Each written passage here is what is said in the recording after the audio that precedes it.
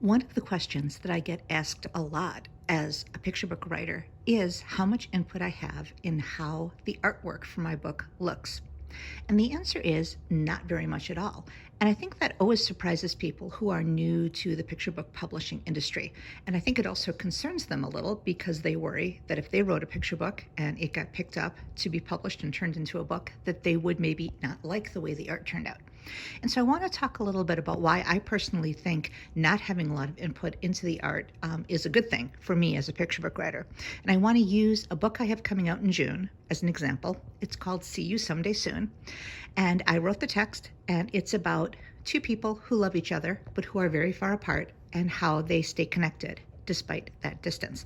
And so I did the best job to write the best possible text that I could. And I worked with Connie Hsu, my editor at Brook Press, to make sure that the text was as good as she thought it could be. And then that text went off to the art director, Sharismar Rodriguez, and the book designer, Vega. All they got was a Word document with the text. I didn't have any art or illustration notes saying what I thought the text should be. And my text was actually quite spare. It's only 400 or 500 words. It's written in first person, and I didn't even say what I thought the relationship between the two characters that were far apart should be. That was all something that the art director and the designer worked with Suzy Lee on. And Suzy Lee is an accomplished picture book illustrator, and she took my words and she created something that I could never have imagined.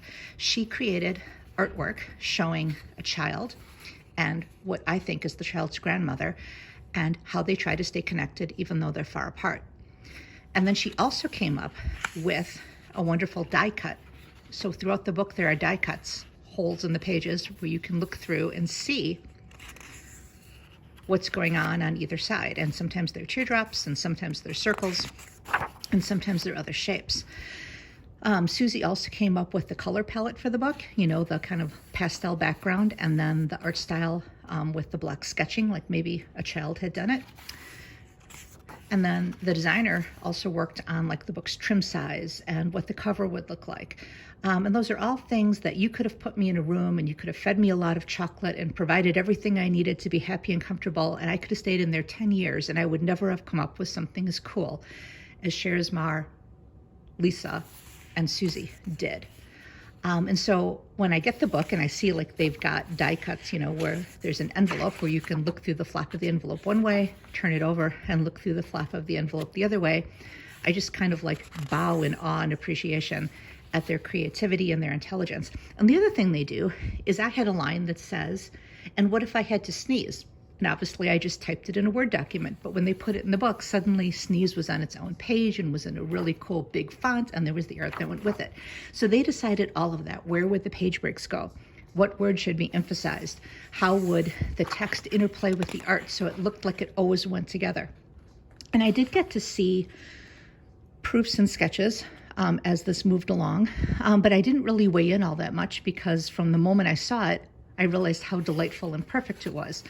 I only tend to weigh in on artwork if there's a factual error or if there's something in there that massively confuses me or I think doesn't accurately reflect what I was trying to do with the story. But I try to keep it very limited. For this book, I'm not sure I said anything about the art because, it was just so gorgeous and perfect and better than I ever could have imagined. And I think that's what a good illustrator brings to any picture book, is they take what's in the text and then they elevate it to a whole different level, and they add things that not only make the text better, but add different layers to the story that the text doesn't even reflect at all.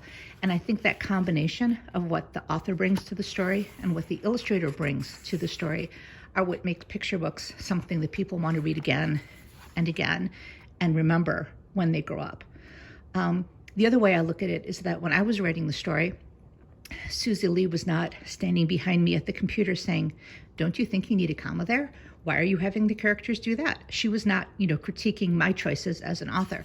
And so, I didn't want to hang over her shoulder and critique her choices as an illustrator, especially when she's 82,000 times more creative and talented than I am.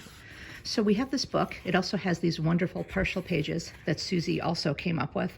And again, I never would have thought of. I've never even seen a picture book that has pages like this before.